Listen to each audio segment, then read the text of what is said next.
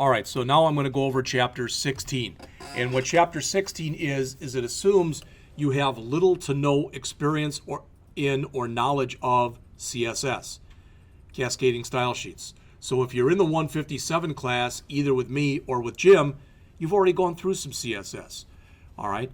And you are supposed to take this class in conjunction with the 152, 157 class. So I'm going to go through this, but I'm not going to spend a whole lot of time in it or on it. It's 8:33. If we spend 15 minutes on it, that's probably going to be plenty. All right? So the chapter goes over understanding the basics of CSS, understanding the relationship between JavaScript and CSS, using JavaScript to change the style of an element, using JavaScript to change the style of a bunch of elements, and using JavaScript to provide visual feedback on a web form using CSS. Two things as we start. Number one of the things that I asked people to do in the second homework, and not all of you did it, all right, I didn't take off, but not all of you did it, was I asked for that second homework, the one with the array fun and the calculator. I asked for each one of those for you to have a CSS file, an HTML file, and a JS file. Some people in this very room did not do that, but you were supposed to. Why? Because I'm trying to get you into the habit of writing unobtrusive JavaScript and really writing unobtrusive code in your website as we go on in here, because what that says is the HTML file should hold just HTML code and a link statement for any CSS files and a scripts tag for any scripts you want to add. The .css files, the external one, should only hold your cascading style sheet information, and your .js file should only hold your JavaScript. That's the way you're supposed to write it. All right, but there are people in this room and some who are not here today that did not adhere to what I asked for. All right. So what is CSS and what the author says? It takes a dull page and it makes it look like this. Now, I don't know about you, but it's not that much different. They've got a different font here for the title. They've taken the first paragraph and they bolded it, and they've done, just some fairly simple stuff. But it is important that you have an understanding of CSS as we go through this. So as mentioned, CSS is filled with properties and values. Really, it's selectors, properties, and values. A lot of it is. So if you look right there, and everybody in this room should understand this. That line that's in blue there on page 278 says all H1 tags that are on my page, each and every H1 tag on the page should have Arial for the font. And a lot of times when you see this, and again, I know this should just be a review for you, I get that. But if you see this, a lot of times it doesn't, I write mine like this. You don't have to do that. Doesn't make it run any better, but to me it's easier to read. And a lot of times you'll see this.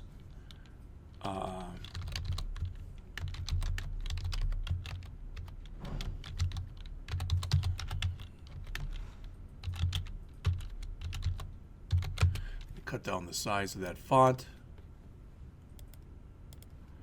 So a lot of times you'll see it more like this. All right, that is a true font family, and that says, hey, if you've got Arial on the system, use that. If you don't have Arial on the system, use Times New Roman. If you don't have Arial or Times New Roman, use Helvetica.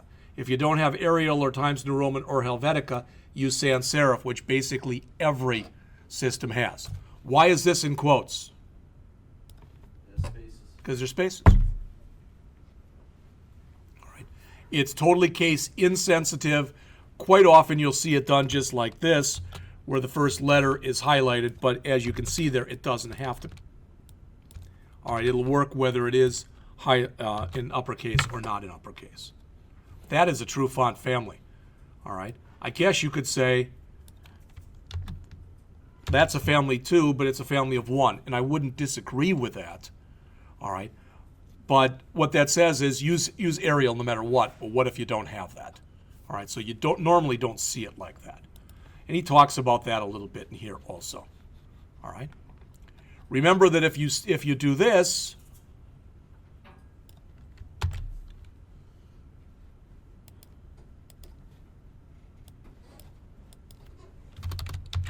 So if I come through here and I say I've got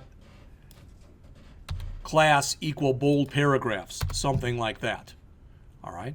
So I want to literally put that into my HTML someplace. Well, remember, that means I'm going to have dot over here someplace that says bold paragraphs. And it'll probably look something like font, weight, bold. Again, it could be uppercase. It doesn't really matter. All right. And that says that since I have that, go look through the CSS for something that starts with a dot. On the other hand, instead of class, if I had ID in there, IDs must start with a pound sign. All right. This should all be review. Everyone in here should know this stuff. Again, if you're not in that class, I'd strongly recommend that before we start on the website a week from Wednesday on the 11th, that you go out to w3schools.com, all right, go to their CSS, and they have a whole tutorial that goes through this stuff. Remember, when you apply CSS, as they mentioned right here, there are 3 ways that you can do it. All right, you can apply it directly to an element itself, and you typically do that using span tags. All right, and that'll affect just the element on the page. Maybe you want a sentence to be red or something like that. All right. You can put it in your HTML file itself inside of style tags, and that'll apply just to that particular page. Neither one of these are the recommended way of doing it. The way that's recommended is the third way shown here on page 279, which says you add your own external CSS file. All right, and that's what you use. That's really the way that you should be doing it. All right, I'm not saying that's the way people do it all the time. I'm saying that's the way that you should do it. If you want a rationale for that, you can go through the author's stuff that's here on the top of page 280. All right, so the relationship between JavaScript and CSS.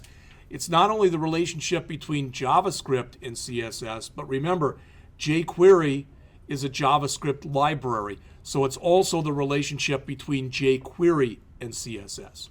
What you do in JavaScript and or jQuery, a lot of the work that you do is you are tweaking stuff on a page that you've set up with CSS. And that's what the author is talking about in here. All right. So here's a way that you can do it, for example, in straight JavaScript. Heading.style.font_family equals Arial. All right. Is that the way that you want to do it? It's a way that it can be done. More often than not, you're going to see it like this.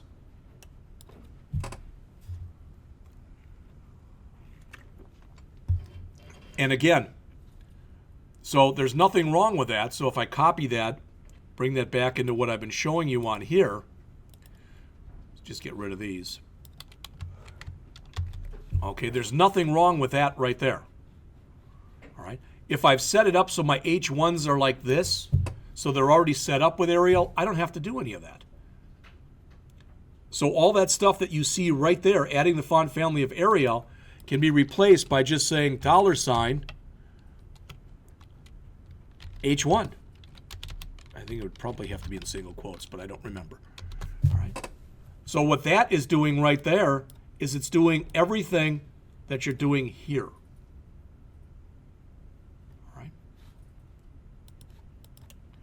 All right. Settings element styles by ID, starting on the bottom of page 280. First of all, and I'm going to go right back to it, but take a look. Here's some of the styles that you can set. You can see it's a big list. It takes up almost all of page 281. This is stuff that you should have been using and working with in the 157 class. Maybe not exactly this way, all right? But notice what we're talking about. Remember this? We talked about this a few chapters back. That get element by ID. If you use the get element by ID in conjunction with the style object, you can style any element. You can change any of this stuff that you see in here, which is most of the major stuff that you'd want to change. as it says, in JavaScript, the style property is typically the same as the regular name. But one thing you've got to watch out for, if you're going to use JavaScript for this, and you've got a property, I just grabbed that one. There's nothing special about background color.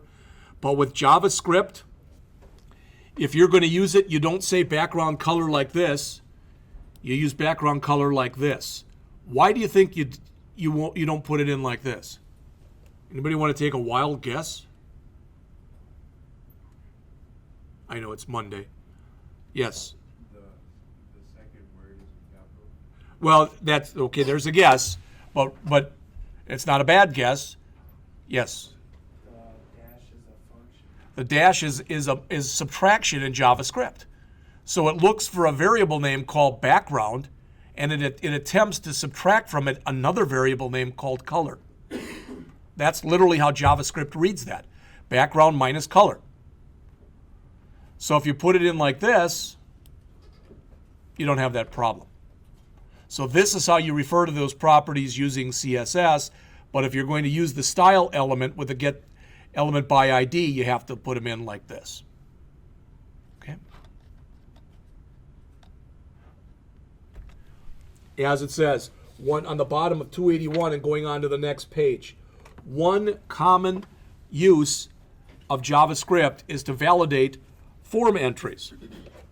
All right, it says using CSS with JavaScript can help you avoid using the alert. All right.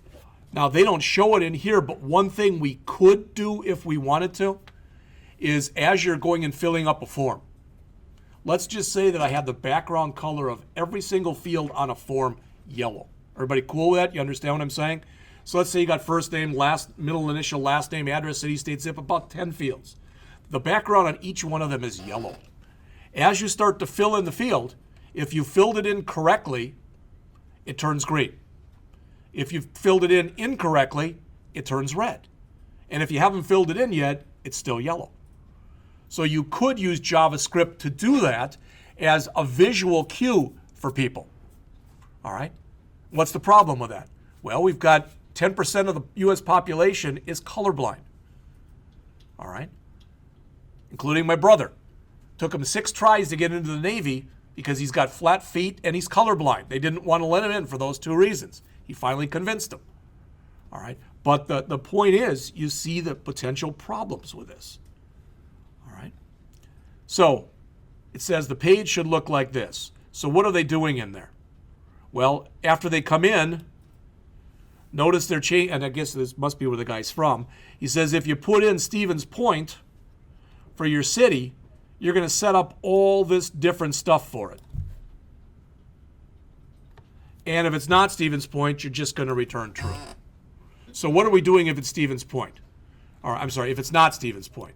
If it's not Stevens Point, you're taking whatever they entered, you're making it bold, you're putting a black border around it, and you're not allowing them to go on.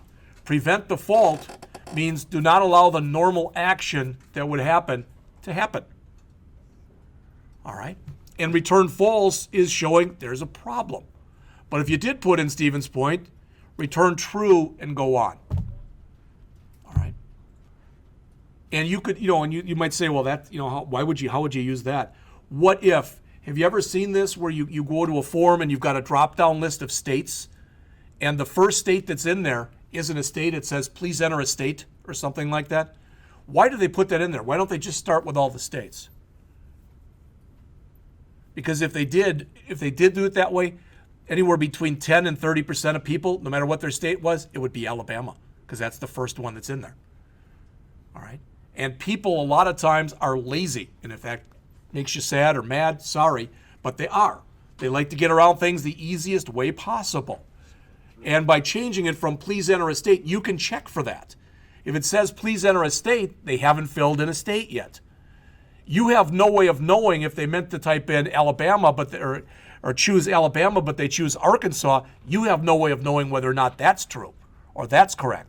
You just know that they put in a valid entry, and that's what your code is supposed to be doing. All right?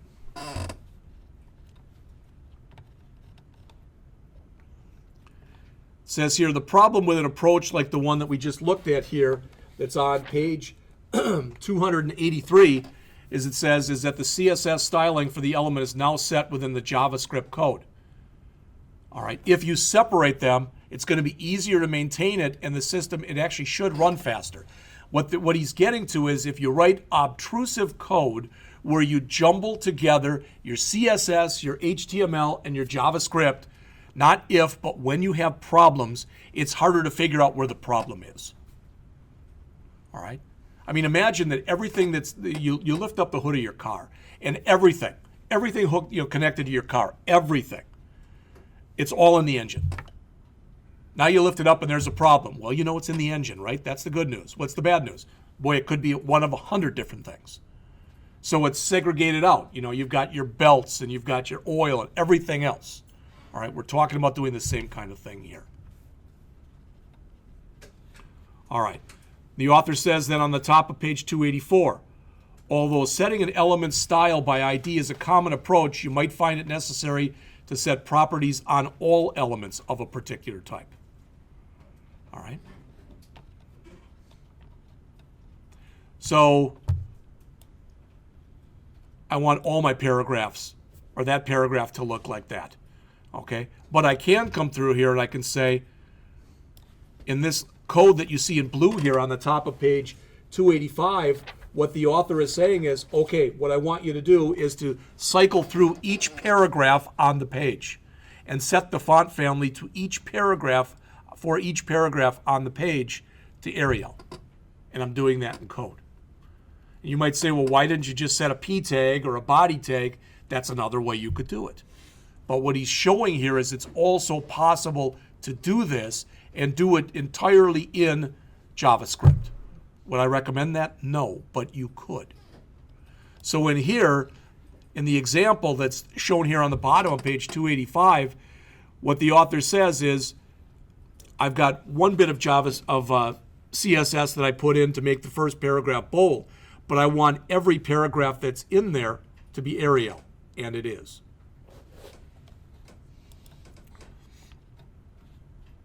And again, there's how you do it in jQuery. So we're going to run through all those, and you're going to see there's going to be, when we start on this website on the 11th, there's going to be a lot of duplication in a lot of the stuff we do. That's okay. All right, then you've got a better frame of reference to say, I'd rather do it this way, or I'd rather do it this way, etc. All right. Setting classes with JavaScript, starting on the bottom of page 285, as it says, an even better solution in blue there for changing styles of elements is to create a class in CSS markup and then apply that class if and when necessary using JavaScript rather than changing specific attributes. So this is yet another way that you can do it. So we've got an error class right there, which says that what? We want it to be bold and a border of a black border around there. Again, you could have made that red to make it stand out. So here we're saying grab that class name of error class and add it to our tagline. It's the plus equals. We don't want to say plus there. The plus equals means add it to anything that might previously be there. If I use a plus there instead of a plus equals, it will set the error class to that, or set that to error class, but anything else that was already set, it'll remove it. All right, the plus equals will keep whatever was there previously. And again, with jQuery, it's just add class.